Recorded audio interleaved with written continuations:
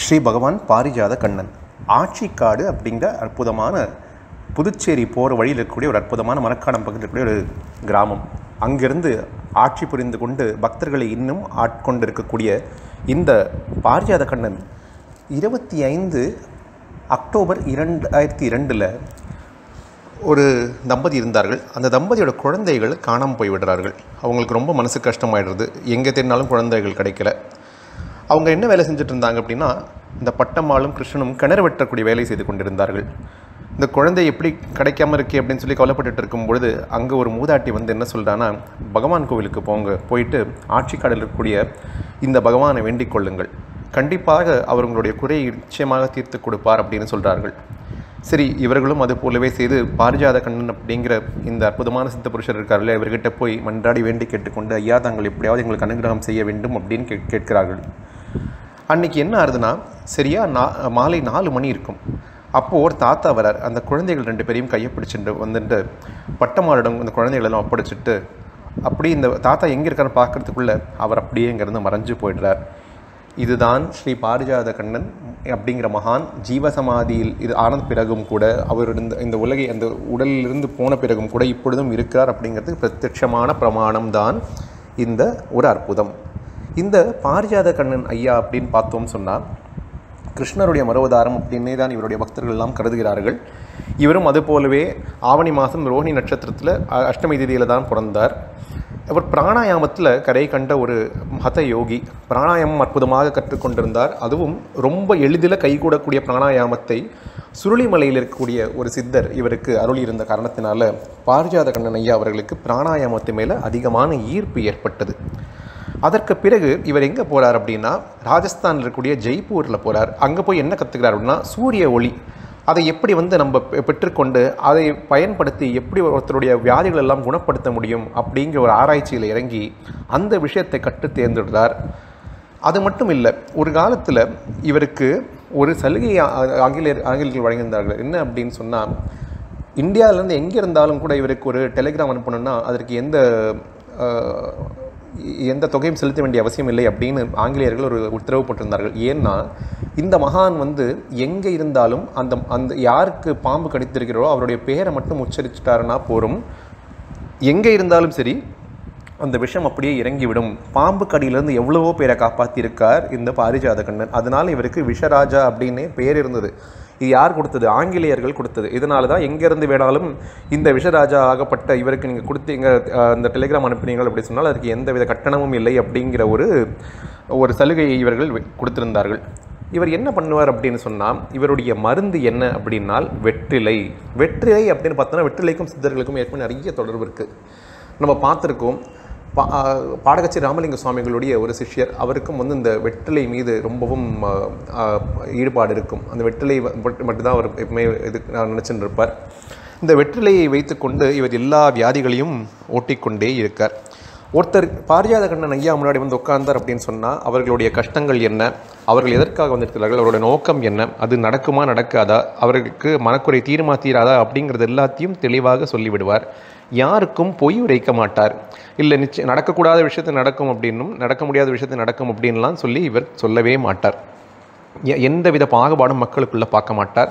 இவர் செய்த எந்த சேவைக்கும் இவர் எப்பொழுதுமே எந்த பணமோ எந்த வித ஒரு உதவியோ இவர் பெற்றுக்கொண்டதே கிடையாது.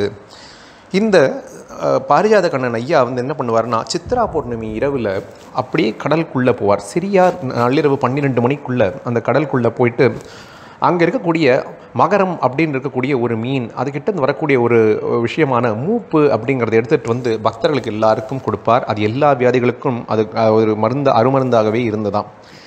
இன்றைக்கி கூட பாரிஜாத கண்ணன் ஐயா அவருடைய என்றைக்கு அவர் இந்த குரு பூஜை நடக்கிறதோ அன்றைக்கி 108 பால்குட அபிஷேகம் அவரோட விக்கிரகத்துக்கு மேலே அபிஷேகம் செய்யப்படுறது. அதே மாதிரி வருஷத்தில் 2 நாள், ஒரு முதல் அமாவாசை தட்சிணாயனத்தில் ஒரு முதல் அமாவாசையிலும் உத்தராயணத்திலும் இந்த பகவானோட விக்கிரகத்துக்கு என்ன சமர்ப்பணம் பண்ணுறார்கள் அப்படின்னால் நல்லெண்ணெய் அபிஷேகம் செய்யப்படுறது. அந்த நல்லெண்ணெய் எல்லாம் வந்து அப்படியே மனிதர்களுடைய வியாதிகள் எல்லாத்தையும் இன்றைக்கும் குணப்படுத்தி கொண்டு தான் வருது. பாரிஜாத கண்ணன் ஐயா ரயில்வே டிபார்ட்மெண்ட்டில் வேலை செய்து கொண்டிருக்கார். அதுக்கப்புறமா சூப்பர்டென்ட்டாக போகிறார் சதர்ன் ரயில்வேயில். அப்புறம் இந்த கோல்டன் ராக் திருச்சி இருக்கு இல்லையா, அங்கே தான் இருக்கார்.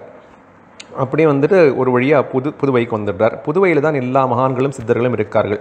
புதுவையில் ஒரு இல்லம் கட்ட ஆரம்பிக்கிறார். அந்த வீட்டுக்கு நவத்வாரம் வைத்துக்கொள்கிறார். அப்புறம் பக்கத்தில் கிணறு போன்ற அமைப்புகள் வைக்கிறார். அதில் நவதானியமும் நவரத்னங்களையும் அந்த முத்தியால்பட்ட வீட்டில் அப்படியே பதிச்சு வைக்கிறார். ஒரு பெரிய சிமெண்ட் தொட்டி கட்டி அதுக்குள்ளே கழுத்தளவுக்கு தண்ணீர் வர மாதிரி இருக்கக்கூடிய இதில் தவம் செய்து கொண்டு அவர் அப்படியே வேண்டிக் கொள்வாராம். இவர் அப்படி உட்காந்துட்டார் அப்படின்னு சொன்னால் இவருடைய உடல் அப்படி உட்காந்துருதுன்னா இவர் எங்கு வேண்டுமானாலும் செல்வாராம். உலகத்தில் எங்கே இருக்கக்கூடிய பக்தர்களுக்கு என்ன கஷ்டமாக இருந்தாலும் அதை போய் தீர்த்து கொடுத்துட்டு வருவாராம். கிட்டத்தட்ட 25 ஆண்டு காலங்கள் புதுவையில் வாழ்ந்து 93வது வயதில் மார்ச் 1985ஆம் ஆண்டு இவர் இறையுடன் ஐக்கியமாகிறார். இவருடைய ஜீவசமாதி எங்கே இருக்குது அப்படின்னு பார்த்தோம்னா ஈசிஆர்லேயே தான் இருக்குது. ஆட்சிக்காடு அப்படின்னு சொல்லி திண்டிவனம் தாலுக் விழுப்புரம் இதில் டிஸ்ட்ரிக்டில் இருக்குது. இந்த கோவில் இப்படி பார்த்தோம்னா கிட்டத்தட்ட மரக்காணத்துக்கு ரொம்ப அருகாமையிலே இருக்குது, 7 கிலோமீட்டர். இந்த கோவில் இருக்கக்கூடிய ஒரு விசேஷம் என்ன அப்படின்னு பார்த்தோம்னா சூரிய ஒளி கதிர்கள் அப்படியே இந்த விக்கிரகத்து மேலே அப்படியே படர்ந்து அது மேலே அப்படியே போகும்பொழுது அந்த மத்தியான பூஜை நடக்கும்பொழுது அப்படியே சூரிய கிரணங்கள் அப்படியே சுவாமி மேலே படர்ந்து அப்படி நம்மளால் பார்க்க முடியும். இந்த கோவிலில் கார்த்திகேயன், நாகராஜன், துர்கை, அம்மன், லக்ஷ்மி எல்லா சன்னதிகளும் இருக்குது. இந்த பகவான் நமக்கு நம்பிக்கை வரும் பொருட்டு ஒன்று சொல்லியிருக்கார். ஒவ்வொரு மகானும் ஒன்றா சொல்லியிருப்பார் இல்லையா? பாம்பன் சுவாமிகள் என்னை நம்பினாலும் என்னை நம்பியவர்களை தள்ளியல் அப்படின்னு சொல்லியிருக்கார். அதுபோல் பாம்பன் குமர சுவாமிகள் சொல்லியிருக்கார் அப்படிங்கிறத நம்ம பார்த்துருக்கோம். அதுபோலவே பாடகச்சேரி ராமலிங்க சுவாமிகள் என்னை நம்பினாலும் என்னை நம்பியவர்களுக்கும் நான் உதவி செய்வேன், நம்பாதவர்களுக்கும் நம்பிக்கை வரும் பொருட்டு பல உதவிகள் செய்து வருவேன் அப்படின்னு பாடகச்சேரி ஸ்ரீ ராமலிங்க சுவாமிகள் சொல்லியிருக்கார். அதுபோல் இந்த மகான் என்ன சொல்லியிருக்கார் அப்படிங்கிறத பார்ப்போம். இந்த மகானோட படமோ விக்கிரகமோ நம்மக்கிட்ட இருந்தது அப்படின்னு சொன்னால் அதை நோக்கி எப்படி தியானம் செய்ய வேண்டும் அப்படின்னு இந்த மகான் சொல்கிறார். என்னை நம்புங்கள், நான் புகைப்படத்தில் இருந்தாலும் அந்த படம் உங்களுக்கு மன உறுதியையும் நம்பிக்கையும் அளிக்கும். யார் என்னிடம் மனப்பூர்வமாக தங்களை ஒப்படைத்துக் கொள்கிறீர்களோ அவர்களுடன் இப்புகைப்படம் எண்ணம் போலவே பேசும், நட்புடன் உரையாடும் மற்றும் உங்களுடைய நலனை பற்றி பேசி விவாதிக்கும். ஆனால் என்னை எந்நேரமும் நினைவில் வைத்து கொண்டே இருங்கள். என்னை முழுமையாக மனதாலும் ஆன்மாவாலும் நம்புங்கள். நீங்கள் மிக அதிகமாக நன்மைகளை பெறுவீர்கள் அப்படின்னு ஐயா அவருடைய ஒரு பிரமாணத்தை கொடுத்துருக்கார். பல நோய்கள் வியாதிகள் எல்லாத்தையும் குணப்படுத்தியிருக்கார். புதுவைக்கு செல்லும் பொழுது முதல்ல வரக்கூடிய அந்த மரக்காணத்தில் இந்த பகவானோட கோவிலுக்கெல்லாம் நம்ம தாண்டி போனோம் அப்படின்னு சொன்னால் மரக்காணத்தில் பூமீஸ்வரர் அப்படிங்கிற ஒரு அற்புதமான சிவாலயம் இருக்குது.